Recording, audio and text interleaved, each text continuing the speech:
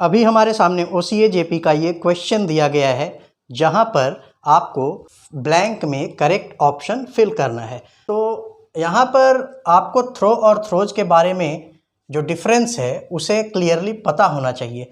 सबसे पहले हम देखते हैं थ्रोज कहाँ यूज करते हैं।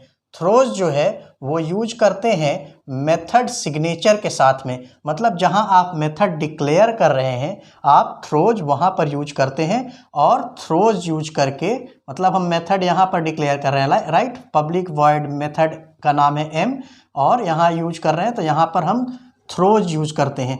यहां पर हम क्या यूज करते हैं, यहां पर यूज करते हैं थ्रोज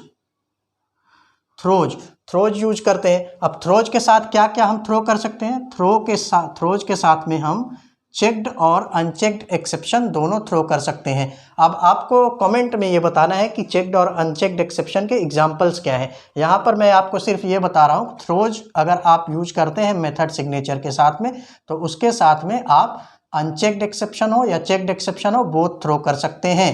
तो यहाँ पर हम एक्सेप्शन थ्रो कर रहे हैं, ठीक है। तो एक्सेप्शन के साथ यहाँ पर आप क्या कर सकते हैं, यहाँ पर आप मल्टीपल एक्सेप्शन भी थ्रो कर सकते हैं। लाइक एक्सेप्शन अगर हटा दें तो इसके पहले आप लिख सकते हैं एरिथमेटिक एक्सेप्शन थ्रो कर रहा है या फिर array index out of bound exception throw कर सकता है। तो ये थ्रोज एक्सेप्शन करता क्या है, थ्रोज एक्सेप्शन जो है ये जो कॉलिंग मेथड है, जो भी इस मेथड m को कॉल करेगा ना उसको ये इंडिकेट करता है कि भैया हम जो है ये जो यहाँ पर जितने एक्सेप्शन हम बता रहे हैं इतने सारे एक्सेप्शंस मेरा ये जो मेथड है वो थ्रो कर सकता है।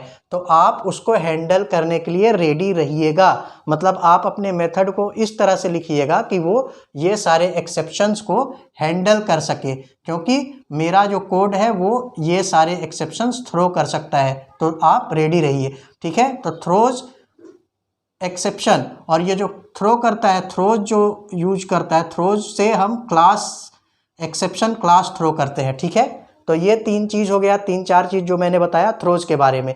अब ये ऊपर में पहला वाला ब्लैंक तो फिलअप हो गया कि हमें लाइन नंबर 1 पे थ्रोज फिल करना है, तो एक ऑप्शन हो गया ये। अब दूसरा हमें देखना है कि मेथड के अंदर में हमेशा आप याद रखिएगा, मेथड के अंदर में हमेशा थ्रो कीवर्ड यूज होता है, ठीक है। मेथड के अंदर में हमेशा थ्रो कीवर्ड यूज होता है। मतलब ये तो तय हो गया कि यहाँ पर अभी थ्रो कीवर्ड यूज होगा, बट मेथड के अंदर मतलब मैं जो बोल रहा हूँ ये बॉडी के अंदर में, तो ये बॉडी है, राइट। ये ब्रैकेट से लेके ओपनिंग ब्रैकेट से लेके क्लोजिंग ब्रैकेट तक ये बॉडी है। तो बॉडी के अंदर में थ्रो कीवर्ड यूज होता है एक्सप्लिसिटली थ्रो करने के लिए एक्सेप्शंस को, ठीक है। तो थ्रो जो यूज करते हैं तो थ्रो के साथ हम क्या थ्रो करते हैं, थ्रो के साथ हम थ्रो करते हैं अनचेक्ड एक्सेप्शंस।